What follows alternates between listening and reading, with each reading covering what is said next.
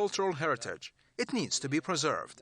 This is according to officials from Iran's Ministry of Foreign Affairs, who sat with Persian language activists to discuss ways to promote Persian through teaching it to non-Iranians.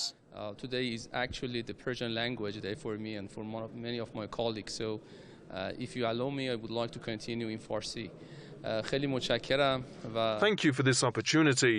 The identity of a nation is a set of shared beliefs, shared culture and history, and all of these issues are reflected in the language that each nation speaks. So today, all of those who have a role in the promotion of Persian language gathered to exchange views on the preservation of Persian, and we at the Foreign Ministry will facilitate any effort made in this regard. 1000 سال پیش 1,000 years ago, Iran had a poet named Ferdowsi whose poems are still popular and understood by our generation. This is significant and shows that Persian is an old language that has stayed intact through the centuries. Sa'dی Foundation is the leading entity in the promotion of Persian language. Every year, the Institute, together with the Islamic Culture and Relations Organization, holds a number of Persian refresher courses in and outside Iran for non-Persian speakers. Recently, the Institute has launched online courses and published self-study books for Persian language enthusiasts. By launching the online Persian training platforms, we saw a sudden increase in the number of applicants from different countries.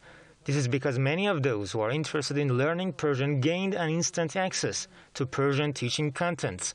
At the same time, we continue to launch in-person courses organized by Iran's cultural attaches and hosted by Iranian overseas schools. Persian comes from the Indo-European family of languages. The earliest versions of Persian date back to roughly 2,500 years ago, during the Achaemenid dynasty. Today, it is spoken by more than 300 million people in the world, and different dialects, including Dari and Pashto, in countries such as Iran, Afghanistan, and Tajikistan.